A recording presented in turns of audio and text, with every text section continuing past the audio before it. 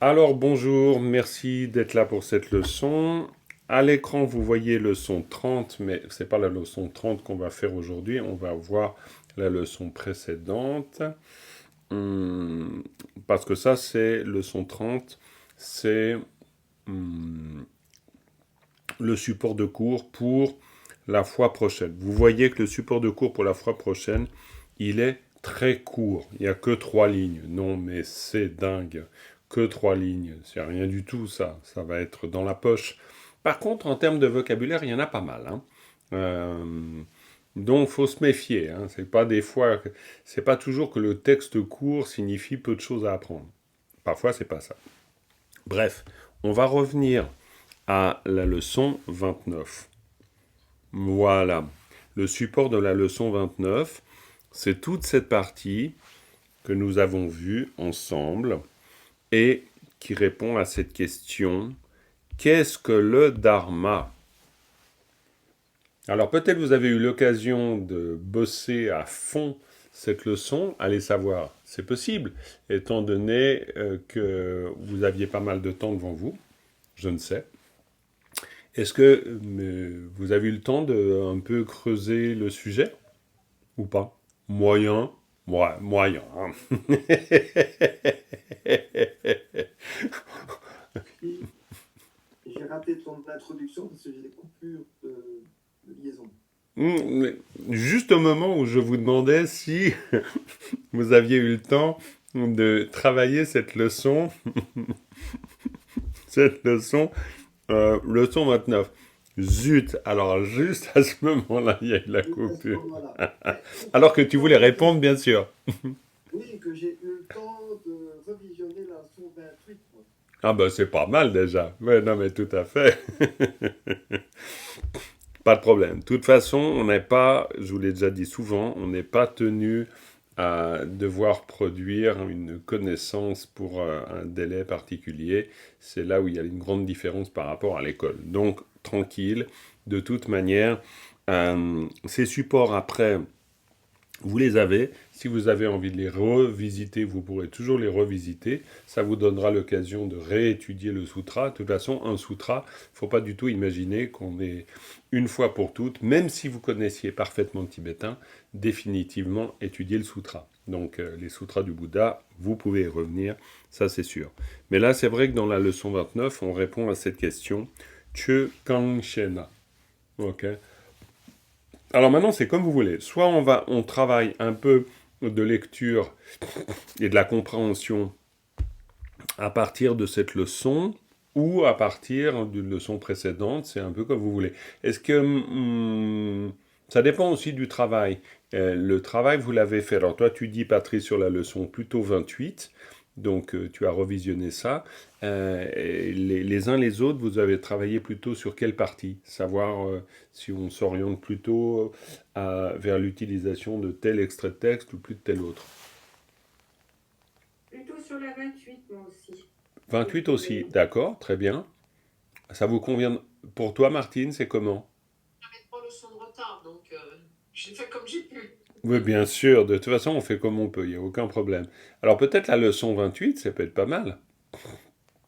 Ça vous conviendrait? Ouais? Vous n'avez pas l'impression qu'on fait marche arrière? Ça va? Non? Géraldine, t'es d'accord aussi? Ok. Bon, très bien.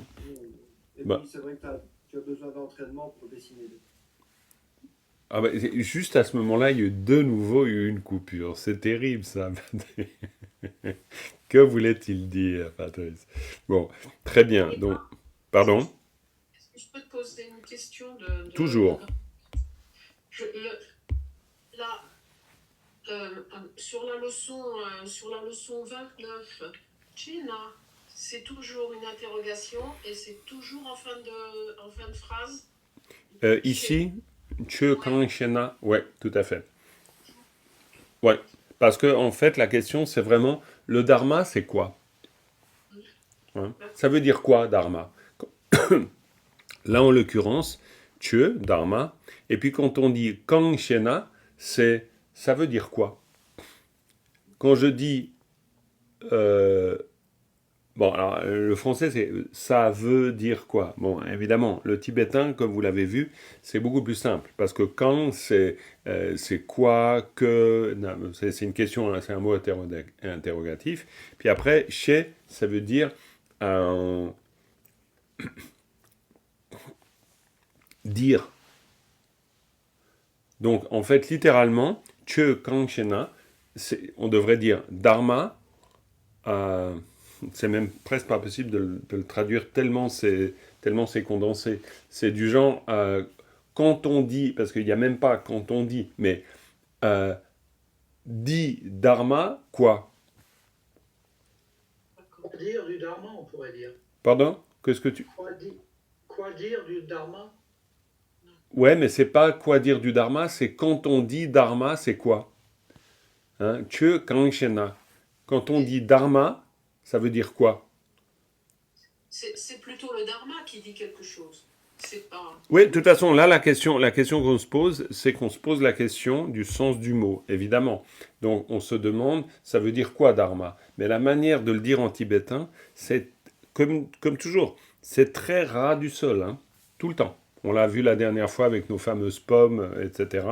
Donc, pour essayer de comprendre qu'il y a vraiment un côté en tibétain ras du sol, quoi. Je ne sais pas comment le dire autrement, parce que là, che, c'est dharma, kang, c'est quoi? Che, c'est dire. Donc c'est du genre, quand tu dis dharma, tu veux dire quoi? Che kanshena. C'est vraiment très très simple. Et le na, c'est pas dans le sens de si, c'est dans le sens de quand. Quand tu dis dharma, ça veut dire quoi?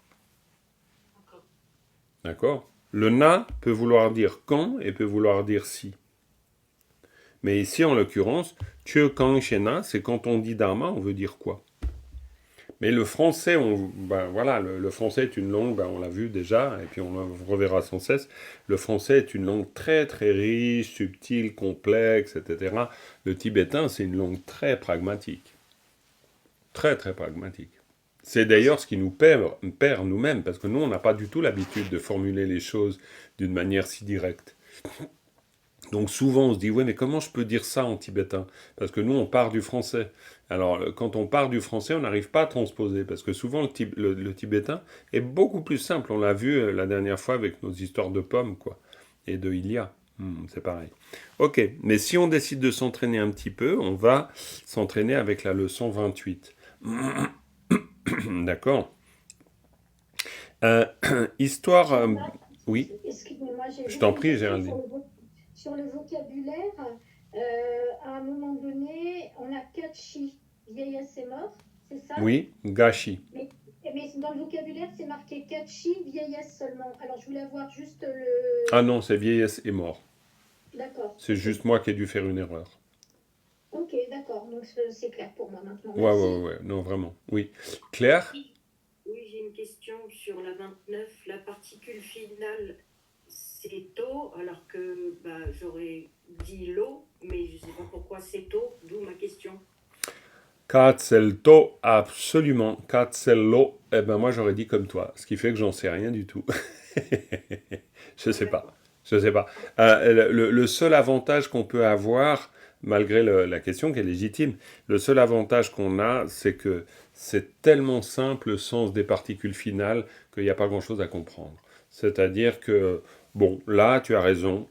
Katsello, ça serait logique que ce sera un lo. Pourquoi un taux? J'en sais rien, mais ça a la même fonction. C'est vraiment... ouais, il n'y a pas de difficulté là-dessus. En tout cas, il n'y a pas de difficulté de sens. La particule finale, c'est toujours le vrai point final d'une partie. Mhm. D'ailleurs, c'est le seul vrai point final d'une partie qu'on puisse trouver en tibétain, hein. Parce que sinon, quand vous avez une barre comme ça ne veut jamais dire que c'est la fin de la phrase, hein. Mhm. Pas du tout. Donc, l'équivalent, il n'y a pas d'équivalent de nos systèmes de ponctuation. Ce qui d'ailleurs est un peu perturbant pour nous, parce que de nouveau, la ponctuation en tibétain, on va l'exprimer par l'emploi des particules souvent, comme je vous avais une fois montré. Mais on reprendra tout ça. Je peux encore poser une Bah, question? toutes les questions que vous voulez, hein, je suis là pour ça, vraiment, hein. Dans mon petit carnet, moi j'avais noté. Comment tu dis mantra? Na. Ah, d'accord. Et là, le na, c'est un na. Ah, na, na, na. C'est pas un na. Là, Na. chez na. Tu le dis comment? Tu kang shena? Oui. Ah, Na. je dis na. Je dis pas na. Na. D'accord. Attention. Mantra. Mantra, si vous appelez le mot mantra, c'est quoi? San, sa, na, ka, sa. Ça, na. Il n'y a pas de na. C'est un na. Redis. Sa, na, ka, sa. Oui, et le résultat? Na, Na. na, Na. na, Non. Na. na. Ah, voilà. Faites vraiment cette distinction entre n et a. Na. Forcez-vous au début. Sinon, vous allez dire na tout le temps. Alors que vous exagérez au début. Il faut exagérer. Na, na, na. Na. Mais faites-le. Parce que si vous le faites, après, ça viendra un réflexe. Après, vous dites na. Automatiquement, il n'y a pas besoin de forcer après. Mais vous devez vraiment au début faire na, na, na, na. C'est Alors, bien sûr, on s'est fait très très bizarre. Si vous dites Mais n'empêche qu'il faut faire J'ose pas vous le demander parce que après, bien sûr qu'il y aura une diffusion internationale du Oui, il y a une secte très très bizarre, ils font du tibétain avec des machins bizarres, et puis ils disent d'abord au début du cours Donc ça serait très très étrange. Mais pourtant, il faut faire pour que le son vienne. Eh oui, oui, oui, Lisiane, vas-y, t'avais envie de le dire. Ouais, j'ai vu. Vas-y, ouvre ton micro qu'on t'entende. Allez, ouais, oui, oui, oui, vas-y. Alors, ça donne quoi ce na? Na. Ouais, très bien, na. Ok, parfait. Encore une fois pour le plaisir? Na. Ouais, bah très bien, na. Patrice, vas-y, qu'on t'entende. Avec le micro. Na, Ah, encore? na, no. Oui, oh, magnifique. Vas-y avec toutes les voyelles. Oula. Vous voyez? Nga, ngi, ngu, nge, ngo. Ngo, ngen, ngu. Il a oublié quelque chose? Ngo, nga, ngi, ngu, nge, ngo. Na, ni, ngu, ngen, ngo. Ouais, très bien, parfait. Béatrice?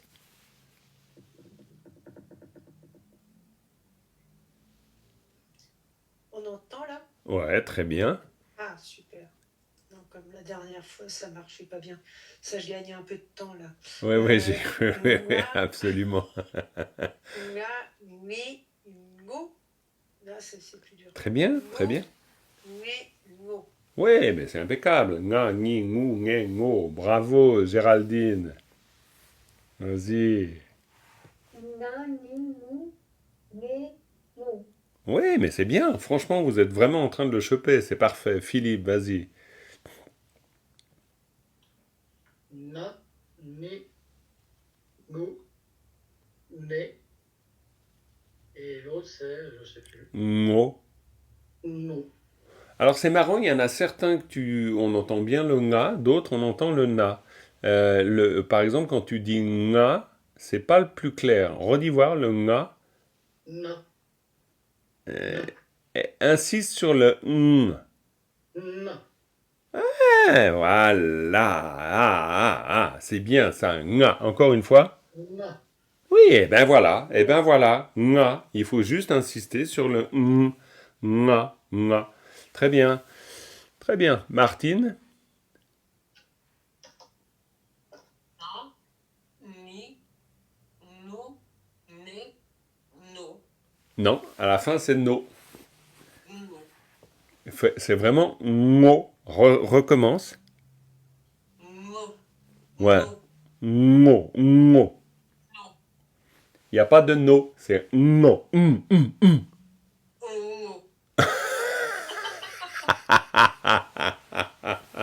Très très bien. Non, non, mais le son pour vous, entraînez-vous à ça. C'est vraiment mo, mo. Ok, Claire. Na, no, ni, ni, no. Ouais, alors c'est pas gno, hein. Redis, O, redis. la, Na, o, la, na, na, na. na, Vas-y. na, no, ni, ye. Cinquième, c'est quoi? Mo. Mo. Nga, ngi, ngu, nge, ngo. Na, no, ni, ni, no. Nga, ngi, ngu. Ok. Cathy, vas-y. Nya, nye, ni, nyo, nu, no. C'est pas gno, attention, hein. C'est vraiment. Redis, essaie de vraiment sortir le son. Non, pas non.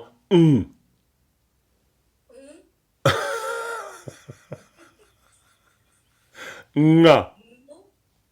No, no, Ah, voilà, alors, ça c'est parfait. Ngo, parfait. no, Voilà, maintenant avec I.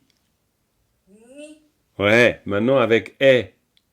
nye, Ah, maintenant avec U. nu, Ouais, maintenant avec A. nya. Ouais, impeccable. Très bien, très bien. Non, non, mais ça vient. Vous êtes tous presque. C'est là, c'est quasi dans la poche. Pat, Patricia. Nga, ni, non, ni, mu, ne, ne. Nge, très bien. Nge, pourquoi pas. Ngo, très bien. Non, non, c'est très bien. Parfait. Hein, c'est bien. Et Dominique? Nya, ni, ngu, nye, et no, Ouais, redis voir le dernier là. Ngo. no, Ah non, c'est pas no. Ben oui, mais c'est ma langue qui se met là. Ah ben oui, non, non, mais j'adore, j'adore. Oui, oui. Ah ben non, c'est pas de ma faute, c'est ma langue. Hein. Eh ben oui.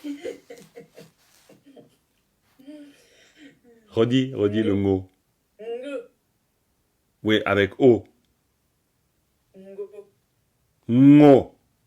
ngu, Pas no. Ngo. nu, Oui, redis. un, oh. Non, non, faut pas avaler le son non plus. Ngo. C'est pas ngo, c'est ngo. Bon, hein, tu t'entraîneras. Voilà, tu vas faire peur aux voisins, mais c'est pas grave. Ok, très bien. Non, non, mais c'est très bien. On va y arriver. Alors, donc on avait dit qu'on travaillerait peut-être un peu sur la leçon 28. Donc, on va d'abord faire un petit exercice d'épellation lecture. Pour ça, vous fermez vos micros, vous suivez, comme ça je vous entraîne dans l'exercice et ça va plus vite. D'accord? Vous y êtes? Alors j'attends, Pat, que tu t'installes. Voilà. Vous avez à l'écran, vous voyez bien? Ouais. Ok, sinon c'est la leçon 28. Hein. Vous reprenez le... Voilà. Alors, mais par contre, vous faites tous l'exercice qui consiste à épeler à haute et intelligible voix dans votre cuisine, qu'on vous entende partout. Parce que c'est important de mettre vraiment du son dedans. Hein. Faut pas le faire en sourdine. D'accord? C'est pourquoi? Pour intégrer. C'est vraiment intégrer le son dans son corps. Sakata kayata kyadembu kie wa. Ça va? Pas trop vite? Ok. Sakata kayata kyadembu kie wa. Ao kagasaga. Je recommence là. Là, j'ai senti que vous n'étiez pas dedans là. Ao kagasaga. Non, non, mais Lisiane, là, non. T'étais dedans, là? D'accord, allez, on recommence. Ao kagasaga. Ao kagasaga. Faut vraiment vous le dire, faut le dire, hein. Faut que vous le disiez pour vous. Allez, je recommence depuis le début. Sakata kayata kyadembu kie wa. Ao, kagasaga, pasape, rakataga, shagigushi, tangatang. Ok? Ça vient? Ça va? Ça le va? Ça le fait? Mayatanya, ngana ngen, tangatang. Ensuite, samata marata madembu me, sanga tanga kasanga. Je recommence. Sanga tanga kasanga. Nga. Le mantra. À cause du ka, ça bloque le son. Nga. Et ça monte le son nga.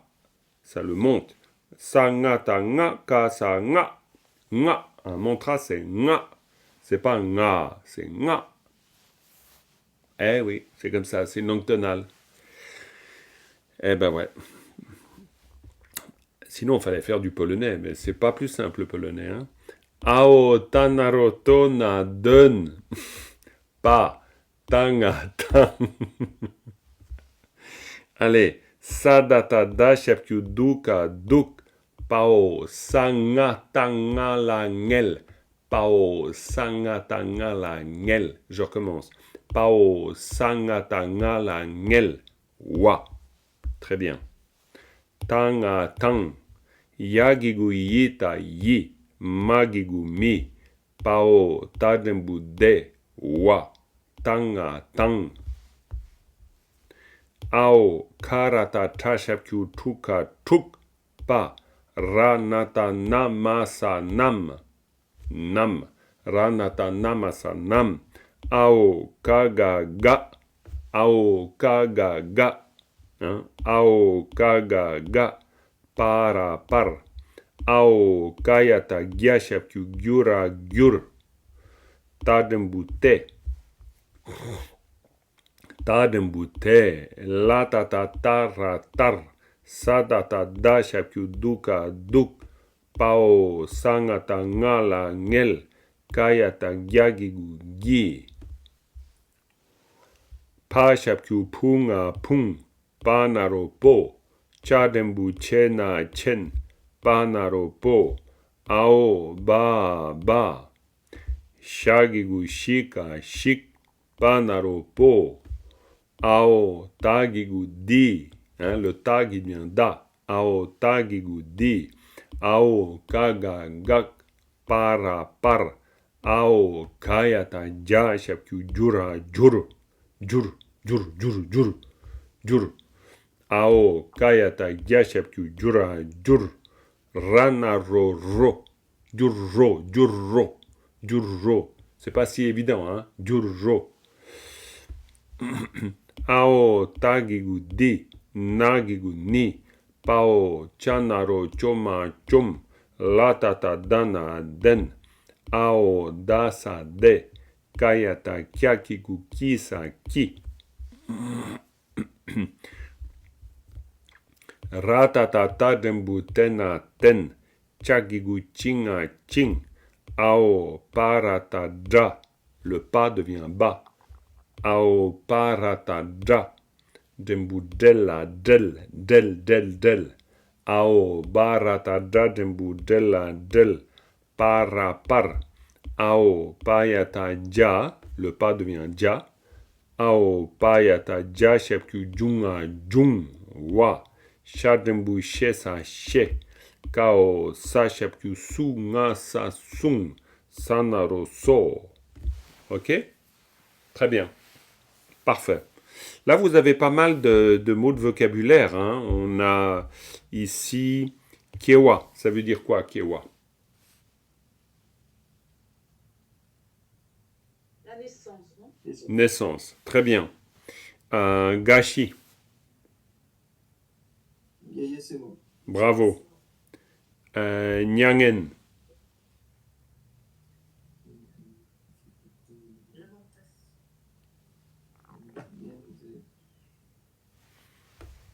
C'est une affliction.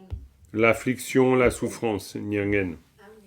Et ça, il y a un passage en Chenrezig où on le dit souvent, parce qu'à chaque fois maintenant, avec les exercices qu'on a fait, chaque fois que je suis Chenrezig, je tombe sur le mot, j'y repense.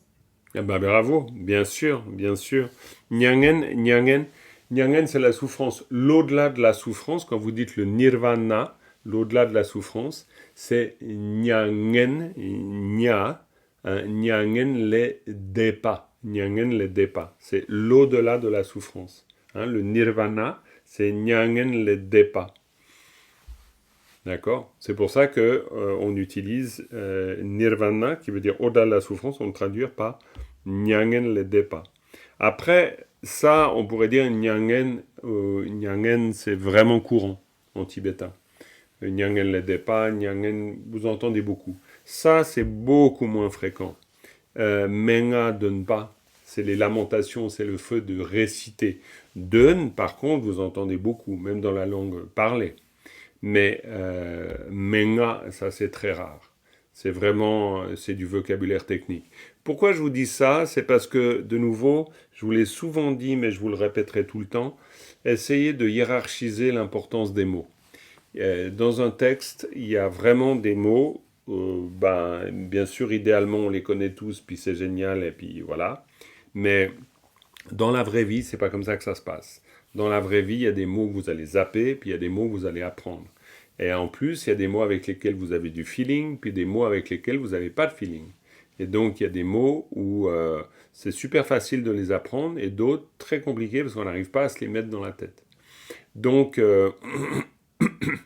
en plus, après, il y a les mots importants qu'on rencontre souvent, et les mots rares. Ça, menga, c'est vraiment rare. C'est pas tous les jours que vous allez tomber là-dessus.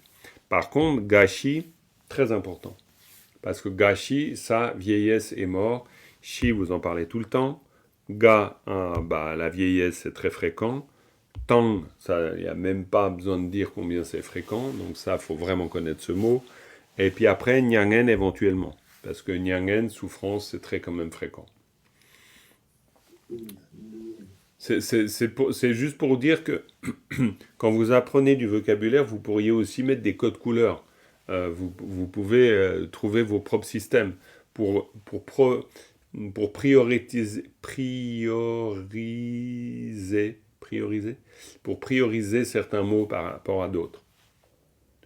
Gâchis avec vieillesse et mort, ça va assez bien ensemble. T'as raison Dominique. Un gros gâchis. Oui, ça s'appelle un moyen mnémotechnique, ça. Exactement. Ça, c'est les moyens mnémotechniques. Les moyens mnémotechniques, ça, c'est bien aussi. Un gâchis. Ouais, tout à fait. C'est un gâchis. Ah, belle jeunesse disparue. Eh oui, ça nous pend tous au nez. Même Lisiane. Eh zut, ça, c'est dingue. Eh oui. Martine, t'as levé la main. Parce que dans le vocabulaire, nyangen, tu le traduis par affliction et souffrance par un autre mot. Oui, Dungel, t'as tout à fait raison. Ouais, c'est vrai. Quoi, c'est affliction? Oui, on va garder affliction pour nyangen. C'est moi qui dis... ouais. Non, tu as raison. Souffrance, c'est Dungel. C'est vrai.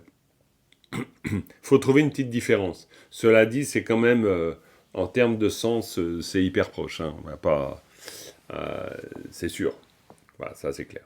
Mais bon, voilà. Ok, très bien. Dungel, on l'a là. Hein. Voilà, Dungel. Ok. Si on a Dewa, ça veut dire quoi, Dewa? Ouvre ton micro, Lisette. Vous pouvez tous ouvrir votre micro, hein, là, quand on fait comme ça. Ouais. Oui, pas de... C'est bonheur. Bonheur, ouais. Hein, Dewa. Et donc, mi-Dewa. Non, bonheur. Non, bonheur. Non, non, bonheur. Bonheur. Non, bonheur. Pas bonheur. Pas bonheur. Non, pas bonheur. Pas bien. Pas bien. Bien. Pas bien. Tout à fait. Non, mais c'est très simple. Hein. Dewa, mi-Dewa. Hein. Parfait. D'ailleurs, si on a le verbe qui est un auxiliaire, pour dire il y a, on dit dou. Donc, si on veut dire il n'y a pas, on dit quoi? Midou. Très bien, on dit midou. Simplement, on dit mindou parce que en fait, il y a une petite règle qui fait que quand vous avez ao da, shapkyu, du, ka, duk. Et quand vous avez ici un préfixe a, eh bien en fait, si vous avez une lettre avant, ça donne mindu. Le préfixe a produit le son n, comme dans menda, mindu. Il y a plein de... Quoi, plein. Il y a pas mal de cas de figure où vous verrez ce genre de choses. Mais c'est très bien. À part ça, c'est du, mindu. Oui, Lisiane, tu voulais dire? Et du coup, la partie, enfin, je sais pas si c'est pas vraiment une particule, mi, on peut le mettre avant un nom ou avant un verbe. Ça marche avec tout. C'est de la négation en fait. Oui, c'est la négation. Bravo. Bien sûr, c'est la négation. Et tu peux la mettre devant un verbe aussi. Bien sûr, bien sûr, bien sûr, complètement. Par exemple, ne pas aller, midro. Ok.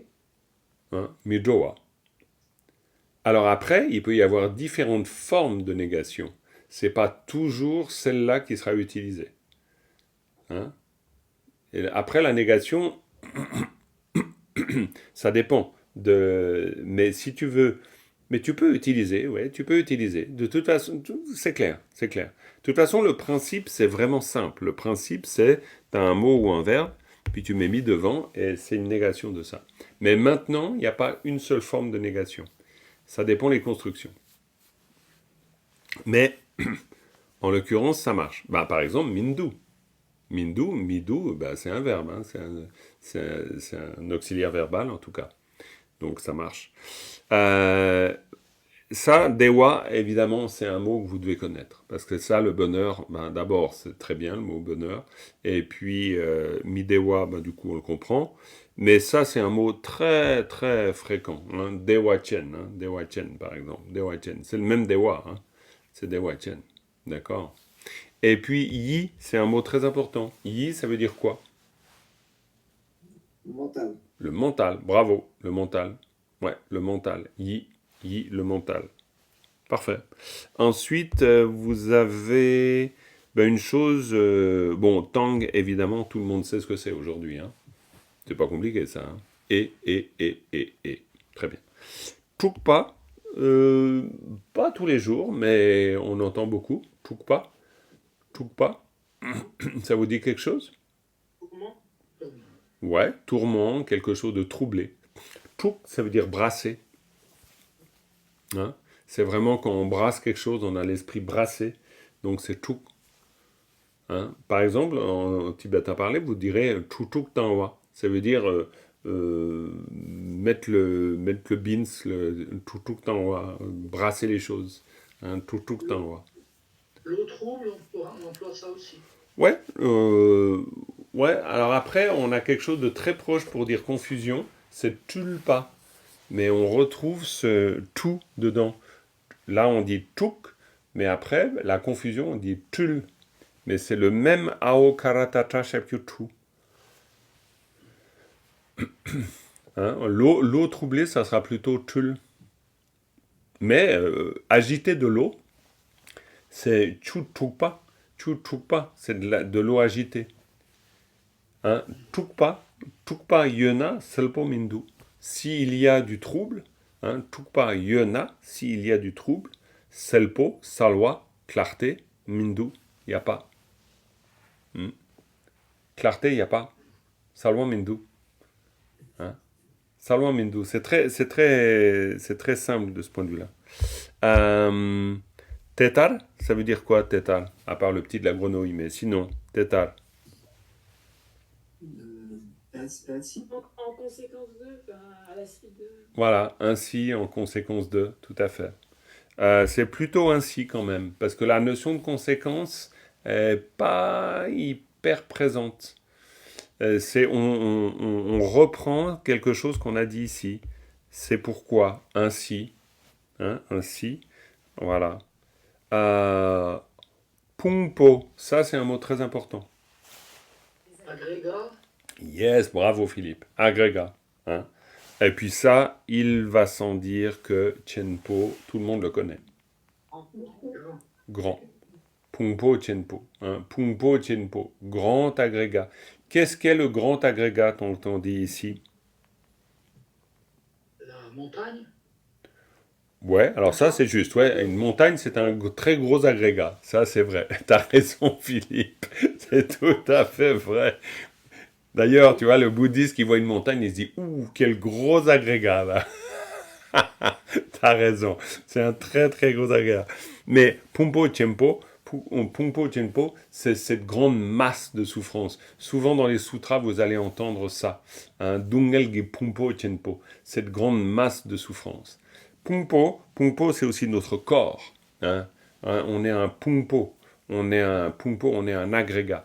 On est un agrégat d'une truffée d'éléments, de matière, de psychisme, d'émotions, de voilà. C'est intéressant, c'est vraiment une vision bouddhiste où on voit la réalité en termes de particules, en fait. C'est pour ça qu'on parle d'agrégat, hein, parce qu'on a conscience que nous sommes toujours face à des phénomènes composés. Oui, Cathy. Oui, et donc par rapport à la différence entre Pumpo et Lu, Lu c'est le corps aussi. Tout à fait. Prend l'idée des agrégats, alors que Lu donne une unité. Non, mais Lu, si tu veux, c'est la manière de désigner le tas d'agrégats. C'est le résultat. Ouais, c'est ça. C'est-à-dire que nous sommes un tas d'agrégats et ce tas d'agrégats, on le nomme corps. Corps, c'est le nom qu'on donne au tas d'agrégats. Alors, le nom Patrice est donné à un tas d'agrégats aussi. Le nom Jean-Marc aussi est donné à un tas d'agrégats. Donc, Patrice. C'est vrai que c'est plus pratique de dire Patrice plutôt que de penser à tous les agrégats qui le composent. Patrice. Plutôt que le mot agrégat, on pourrait employer le mot assemblage. Oui, on peut. Tout à fait. C'est un synonyme. C'est vraiment, si ce n'est que assembler, c'est assembler. Par exemple, une assemblée de gens. Donc tu assembles, tu mets les choses ensemble. Un agrégat, c'est vraiment comme une masse. C'est-à-dire que par exemple, c'est une pierre, c'est un agrégat. C'est un agrégat de manière. Ça s'est fondu. Une assemblée, tu perds pas complètement le détail de ce qui compose l'assemblée. Par exemple, on pourrait dire qu'une mêlée au rugby, c'est Philippe, qu'as-tu dit? Je disais par exemple, une mêlée au rugby, Oui. on pourrait dire que c'est une assemblée d'agrégats. Alors ça, c'est sûr que c'est une grosse assemblée d'agrégats. Ça, c'est sûr. Ça se traduit pas par tas aussi, un agrégat? On peut aussi dire une mêlée au rugby, c'est un tas. Ouais, c'est sûr. Complètement. Un tas, oui, un tas, on a différents synonymes. Tas, amoncellement, agrégat. Par exemple, vous avez le sutra des 3 amoncellements. Vous pouvez utiliser aussi amoncellement. Parce que c'est beaucoup plus joli de dire en français le sutra des 3 amoncellements que le sutra des 3 tas. Mais en fait, en tibétain, on ne prend pas de pincettes, on fait pas trop attention à ce genre de choses. Donc on dira Pumpo Sumpe Do. Pumpo Sum, les 3 agrégats, les 3 tas, les 3 amoncellements. C'est un mot très très générique. Après, en français, on finasse, etc. Mais en français, on finasse. Mais en tibétain, on finasse pas. C'est chaque fois Pumpo. Parce que Pumpo, c'est vraiment l'idée de, tu l'as dit, assemblée, c'est très juste, Patrice, mais avec l'idée d'une assemblée qui s'est agrégée. C'est fusionné. Exact. C'est pour ça que quand on se regarde nous-mêmes, on a l'impression d'être un tout cohérent. Mais en fait, nous sommes des parties qui se sont agrégées les unes aux autres. Évidemment.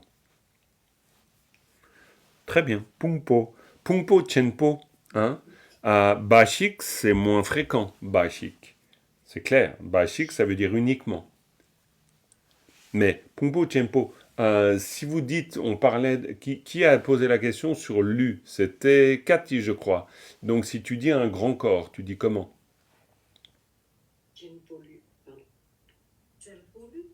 Eh ben non, 2 fois faux. Et pour Claire et pour Cathy, Lu Chenpo. Lu Chenpo. Et pourquoi c'est forcément Lu Chenpo? Parce qu'ici c'est Pumpo Chenpo. Et vous voyez que l'adjectif est à la fin. Le tibétain, ça vous arrange la vie, parce qu'il n'y a pas une fois où on mettra l'adjectif avant et une fois l'adjectif après. C'est toujours pumpo tienpo. Si vous dites une grande maison,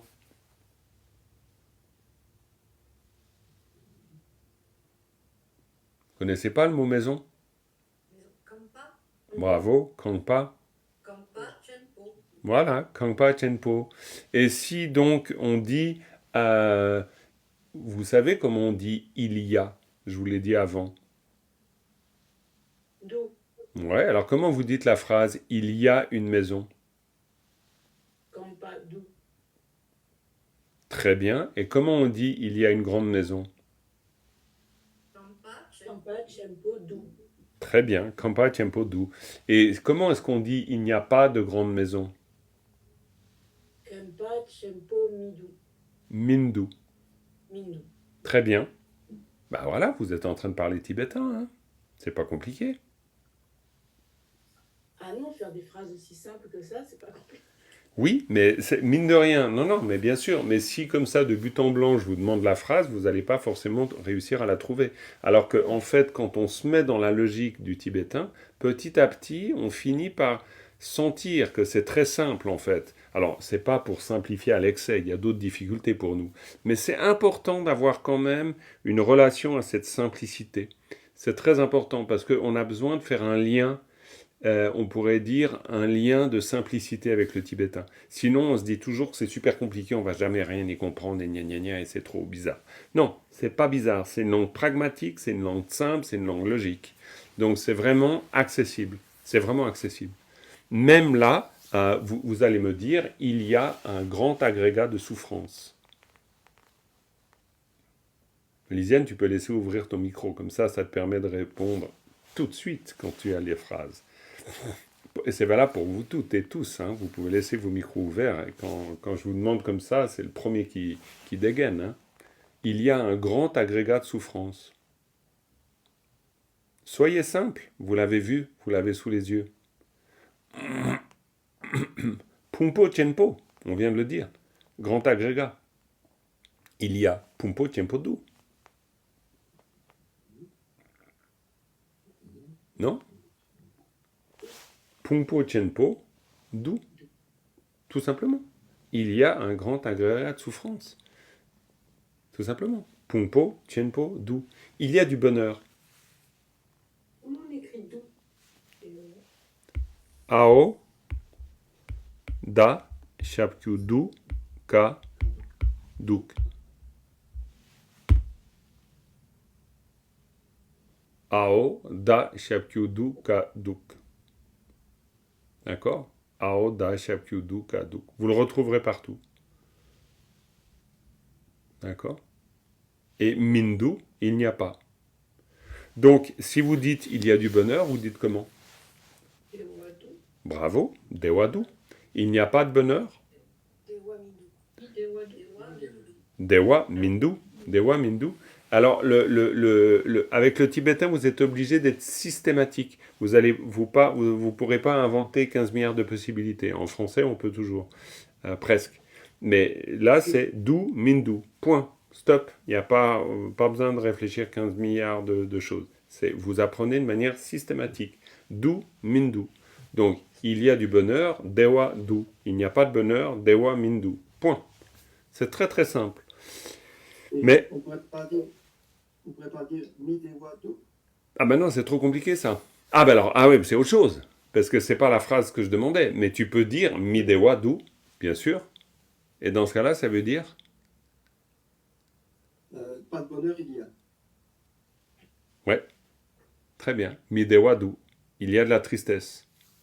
Après, si on veut le traduire en français, on va trouver un équivalent. Mi dewa, pas de bonheur, donc tristesse, par exemple. Hein, ou affliction, ou ce qu'on voudra. Mais en fait, oui, c'est mi dewa du. Mi dewa mindu. Très bien. Et puis si on dit là, il y a un grand agrégat. Comment vous dites là, ici? Vous l'avez déjà vu ou pas? Donc, c'est ao, da, gigudi, ra, dir. Là, Hein? Dir. Dir. Donc, dire, donc, il y a. Dire, alors ici, ici, il y a un grand agrégat. Comment vous dites ça? Chenpo. Non, Non. Chenpo. non. Dire, pumpo, tempo. Dir Pumpo Chenpo Do.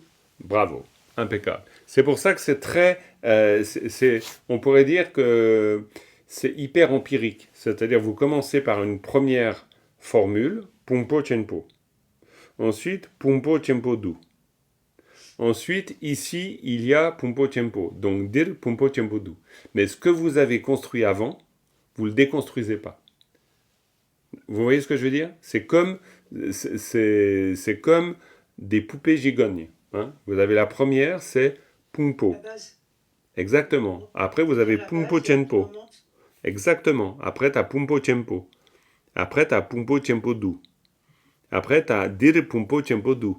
Etc. Donc, toujours le bloc d'avant, il reste intègre. C'est pour ça que la construction du tibétain est très logique. En français, ça change. Vous pouvez dire il y a un grand agrégat, il y a un grand agrégat ici. Ici, il y a un grand agrégat est ici, un grand agrégat se trouve ici. Vous avez presque, alors c'est pas infini évidemment les possibilités, mais vous en avez un certain nombre. En tibétain, non. Dir, pumpo, tempo, do. Point. Vous ne pouvez pas faire pumpo, tempo, dir, do. Oui, vous pouvez, mais dans ce cas-là, vous dites autre chose. Parce qu'en tibétain, vous respectez toujours le sens des mots dans la phrase. C'est pour ça que si on dit ici, il y a un grand agrégat, vous ne pouvez pas mettre ailleurs le ici qu'au début. Vous respectez l'ordre des mots dans la phrase. Et c'est valable dans la langue parlée comme dans la langue classique. Pareil. Donc là, on a pumpo, tempo, bashik, bashikpo, di. Alors là, si c'est pumpo, tempo, bashikpo, di, là, on a di qui arrive à la fin pour dire ce. Et parce que on dit pumpo, tempo, bashikpo, di, ça veut dire, en français, on est obligé de le mettre au début, mais parce que on veut insister sur le fait qu'on parle de ça. C'est exactement, c'est cela. C'est comme si vous dites, c'est la différence, mais en français ça marche pas. Mais en tibétain, ça suit l'ordre logique de la pensée. Ce qui fait que si vous voulez dire si vous voulez parler de cette grande maison, vous direz Kampa Chempo di, parce que vous voulez parler de cette grande maison. Si vous voulez dire que ça, c'est une grande maison, vous dites di Kampa Chempo du. Bon, en l'occurrence, di Kampa Chempo re, mais bon. Mais si vous voulez dire ici, il y a une grande maison, pourquoi? Parce que ça veut dire que dir Kampa Chempo du, ça veut dire que vous vous posez la question de ce qui se trouve ici. Donc pour vous, votre interrogation première, c'est pas la grande maison, c'est ici. Tandis que quand vous dites pumpo, tempo, bashikpo, di, ça veut dire que vous décidez de parler de ça. Je ne sais pas si j'arrive à bien me faire comprendre, mais l'ordre des mots dans la phrase indique toujours l'importance de ces... On pourrait dire, c'est en ordre d'importance. Donc, en ordre d'importance, tous les mots sont importants. Mais si vous décidez de parler d'un lieu, vous mettez le lieu au début. C'est dans l'ordre de la pensée, en fait. Exactement. Tu penses au lieu, exact. après tu penses à la maison. Exactement. Exactement. Exactement. C'est pour ça qu'ici, on dit pumpo, tempo, bashikpo, di. Ça veut dire grand agrégat uniquement celui-là, cela. C'est-à-dire cela, parce que au début, on est en train de dire Kampa Chempo di, cette grande maison-là. Hein, c'est comme si on disait cette grande maison-là. Kampa Chempo di, cette grande maison-là. On a d'abord parce qu'on dit d'abord ce qui est important pour nous. Et ce qui est important pour nous, c'est de parler d'une grande maison. Donc on dit campa tiempo. Je ne sais pas si j'arrive à bien vous faire comprendre ça. Ça viendra peut-être petit à petit, parce que c'est peut-être pas si évident que ça. Mais c'est juste vous faire vous rendre compte que la place du dit, ici, ce, eh bien, vous pouvez le mettre au début. Vous pouvez le mettre là. Simplement, si vous le mettez au début, ça veut dire que vous décidez de dire ça, c'est une grande maison, par exemple. Mais si vous le mettez là, et que vous avez grande maison avant, c'est grande maison, celle-là, etc. Donc, dans votre pensée, vous pensez d'une manière un peu différente. Parce que ça veut dire que votre question, elle porte sur la grande maison. Ou alors votre question, elle porte sur ça. Et c'est un peu différent. Donc si vous voulez que votre question, elle porte sur la grande maison, vous commencez par grande maison. Si votre question, elle porte sur ça, sur ce que vous désignez, alors vous commencez par la désignation. Mais bon, voilà, ça c'est... En fait, pardon. Vas-y. En fait, le tibétain est une langue hyper subtile et bien plus... qui entraîne peut-être bien moins d'incompréhension dans la phrase qu'en français. Oui. Parfois, on peut laisser du trouble. Là, t'as raison. il faut être... Oui. Alors, ça nous demande... Tout à fait. Pour nous, ce qui est difficile, c'est d'avoir cette espèce de forme de rigueur. Parce qu'on n'a pas du tout l'habitude. On a une langue beaucoup plus souple. On peut, avec le français, on peut jouer dans l'ordre des mots. Vous pouvez dire un grand cheval ou un cheval qui est grand, quoi. Vous pouvez... voilà. Cela dit, la manière dont on joue avec les mots, ça donne aussi une importance aux mots par rapport à d'autres. Hein. C'est un peu pareil. Mais en tibétain, il y a quelque chose de très, très carré, quoi. C'est très systématique. Donc là, par exemple, Pumpo, Tiempo, Ba, Shikpo, Di. Ba, Shikpo, admettons qu'on zappe, hein, c'est égal. Pumpo, Tiempo, Di. Ce grand agrégat, celui-là, Gagpar Jur. Gagpar Jur, il arrive à cesser. Il finit par cesser. Tout simplement. Et puis après, ce qui est important quand vous faites de l'analyse, n'oubliez pas le vocabulaire. C'est-à-dire que le vocabulaire, quand je dis vocabulaire, ça veut dire que bien sûr, vous pouvez apprendre le sens de gak, de par, de gyur. C'est bien, mais il faut aussi apprendre le groupe de mots. Ça, c'est très important. Parce que sinon, vous faites sans arrêt de l'étymologie. Et ça devient très compliqué à comprendre. Alors que, en tibétain, vous fonctionnez par unité de sens. C'est-à-dire que ça, c'est techniquement parlant un synthème verbal. Ça, c'est le terme linguistique. Mais en langage parlé ordinaire de tous les jours, c'est un groupe de mots. Et un groupe de mots, c'est une unité de sens. Après, on peut gratter dedans et se dire « Ah oui, mais pourquoi là, il y a ça, et ça, et ça ?» Voilà. Après, on l'explique. Ça, d'accord. Mais dans le vocabulaire, vous voyez que je vous donne les unités de sens. Donc, Gakvar Dur, ça veut dire « qui va cesser ». Tout simplement. Et ça, c'est important pour vous de faire l'effort de capter l'unité de sens. Alors, je ne dis pas qu'on peut capter toutes les unités de sens dans un extrait de texte comme ça. Mais certains, petit à petit, voilà, vous vous familiarisez. Par exemple, on prend celui de la leçon suivante et on le déchiffre nous-mêmes, par exemple. Les groupes de mots, c'est pas toujours évident de tomber sur la bonne séparation. Parce qu'il y a les particules qui rythment, qui donnent déjà des points de repère. Mais entre deux particules, des fois, c'est pas si évident de comprendre si c'est un groupe de mots, si c'est un mot.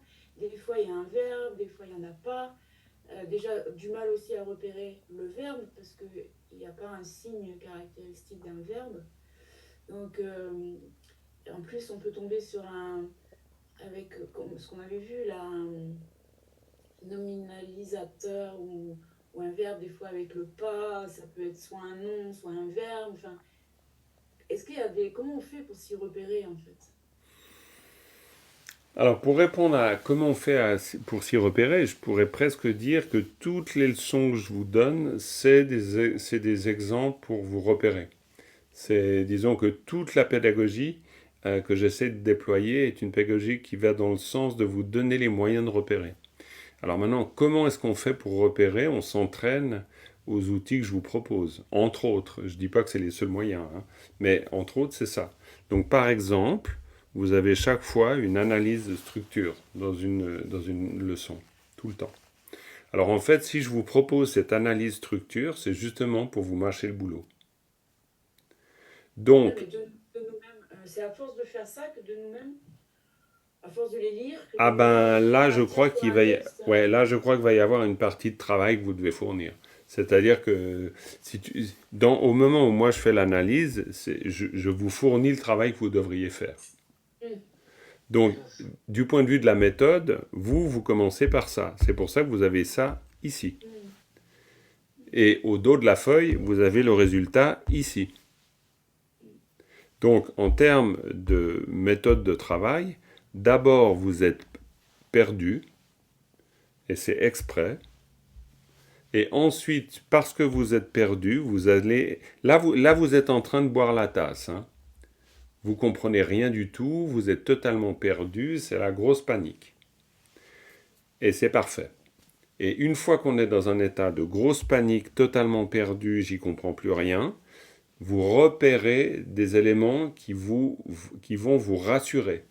Pourquoi? Parce que vous reprenez pied avec des éléments familiers, les plus familiers possibles. Donc quand vous avez cette première phrase, au début, vous ne voyez pas du tout où est le début, où est la fin, si ce n'est que le début, c'est là, la fin, c'est là, d'accord? Mais c'est pas plus clair que ça. Et puis, au bout d'un moment, quand vous restez dessus, ben vous commencez à repérer des choses. Alors Dominique, vu que tu me poses la question, tu vas me dire comment tu fais quand tu pars du fait d'être perdu. Après, vous avez la réponse. La réponse, c'était de dire, ben voilà, ça valait pas la peine de vous sentir aussi perdu. La réponse est là. Et la réponse, elle est au dos. Ok? Elle est sur la deuxième feuille. Donc, d'abord, quand tu es face à ça, comment toi tu te repères sur ce segment? Comme ça, je cherche les particules et des mots qu'éventuellement je connais. Eh ben voilà, ben vas-y, fais-moi le boulot. T, c'est... Alors, les particules, pardon, je vais y aller dans l'ordre. Il y a le la, et puis au bout, il y a le na.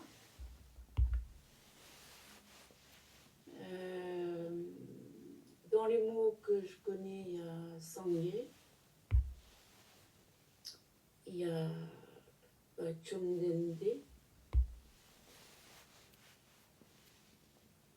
et alors T, c'est pas c'est un démonstratif ou un pronom, enfin c'est un pronom. Alors, rappelez-vous des particules sur lesquelles j'ai insisté au début, et c'était pas du tout du hasard. Quelles sont les 3 particules sur lesquelles j'ai insisté au début?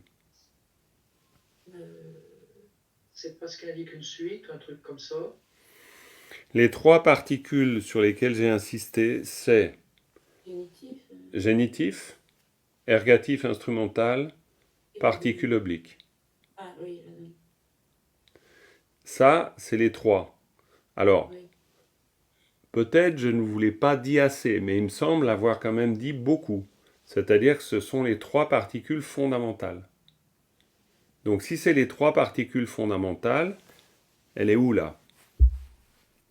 C'est le là. Oui? Eh bien donc tu commences par là. Ça veut dire quoi? Ça veut dire quoi? Ça veut dire que le T, c'est pas prioritaire. Non, c'est pas prioritaire. Ce qui est prioritaire, c'est d'avoir identifié la particule. Donc après, si on a identifié la particule et si on a identifié la fonction de la particule, il y a une indication énorme. L'indication, c'est que... Ça va vers quelque chose. Ouais, ça veut dire que tout ça, c'est en rapport à ça. Ok? Donc, ça, ensuite, on regarde dans le vocabulaire, si on sait plus ce que c'est, puis on voit que ça veut dire ça. Donc, ça veut dire que tout ça est en rapport à ça. Et le ça, c'est ce qu'on a expliqué avant. Bon, alors, bien sûr, on y va extrait par extrait, donc voilà. Mais faut pas trop se noyer dans cette histoire. Après, mais cela dit, au début, on se noie, bien sûr, et ça fait partie du boulot de se noyer. Parce que, donc, si je me noie, j'essaye de me sortir de l'eau. Donc, me sortir de l'eau, ça veut dire je reprends mes points de repère.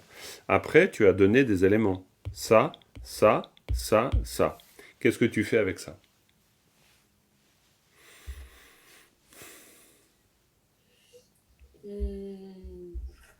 Samye Chandende, je ne fais pas grand-chose parce que c'est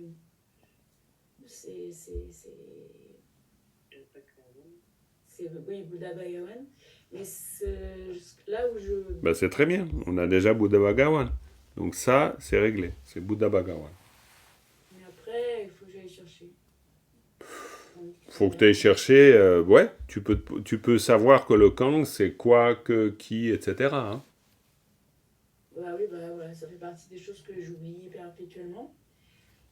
Ok, non mais ça va, ça, ok, très bien. Mais ça, je veux dire, ça pourrait faire partie d'un repère. Parce que ça, c'est assez fréquent, mais bon, admettons, tu cherches, tu te dis, ah oui, quand, ça veut dire quoi que... Bon, puis après, tu te rends compte que, ben, vu que dans le vocabulaire, le vocabulaire, il suit toujours les mots qui sont arrivés dans le texte, donc c'est assez vite fait que tu puisses retrouver Kang et She. Parce que c'est pas Kang au début du vocabulaire et She à la fin. Si c'est Kang She, il y aura Kang She tout près. D'accord? Donc Kang She, c'est cela que l'on nomme, etc. N'importe. Hein?